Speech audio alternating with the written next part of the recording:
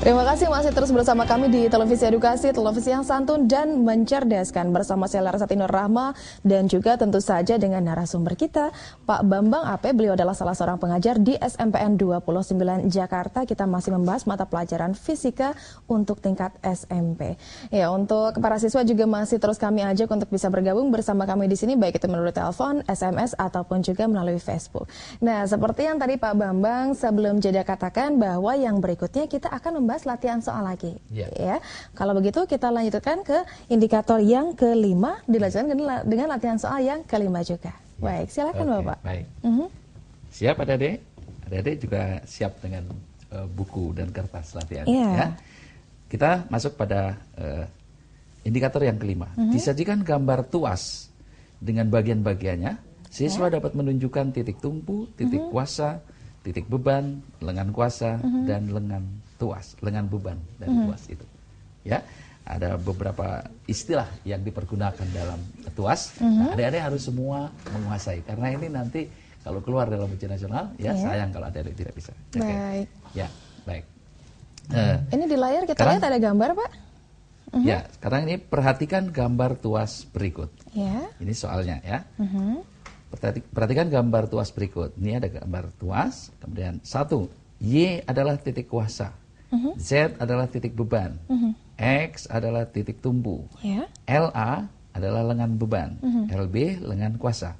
Pernyataan mengenai tuas tersebut yang benar adalah, nah itu sebabnya adik-adik harus tahu persis mana bagian-bagian istilah yang dipergunakan pada tuas.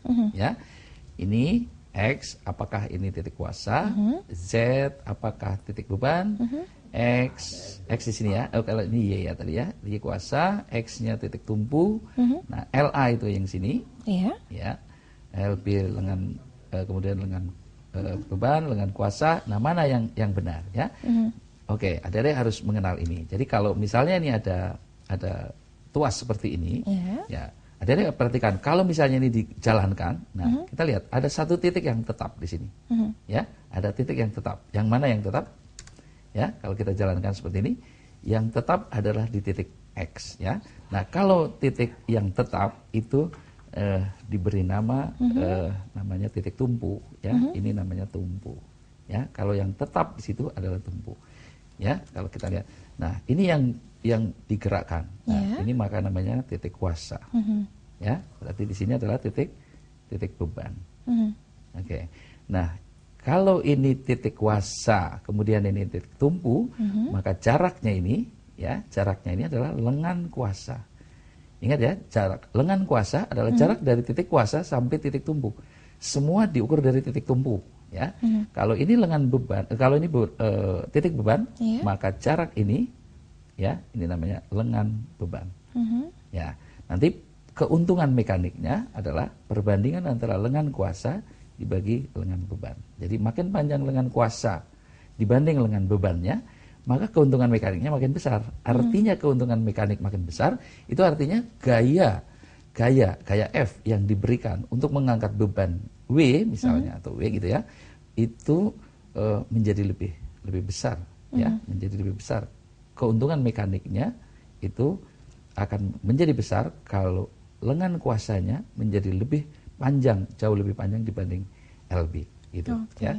Jadi kalau dalam soal ini sekarang kita lihat Y adalah kuasa, berarti betul, ya, berarti ini betul.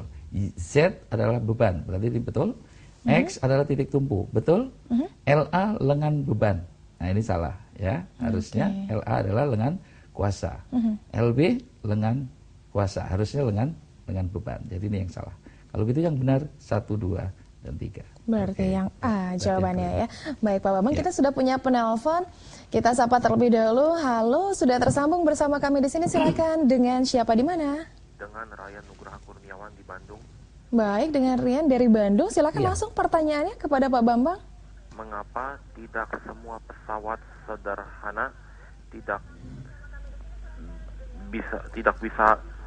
mengapa semua pesawat sederhana tidak selalu bisa digolongkan dapat menghemat energi? Oke, mengapa tidak semua pesawat sederhana tidak bisa